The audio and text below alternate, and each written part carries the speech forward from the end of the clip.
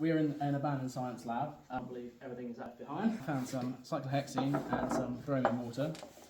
So when these two are mixed together, you have the cyclohexene, which will form an organic layer because there's a lower density, onto the water layer, which has a higher density, and they create two different phases. When the bromine is initially aqueous and in the water layer, the water will be the kind of browny typical colour of bromine, and the cyclohexene will just sit on top. When you add the bromine water and you mix them together, the phases mix, the bromine transfers across to the organic layer because they're both non-polar.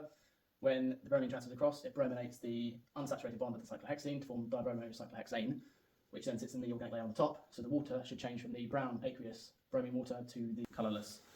So let's give it a go. So I've got a test tube here, and I've got cyclohexene and the bromine water. So I'm going to add some of the bromine water into here.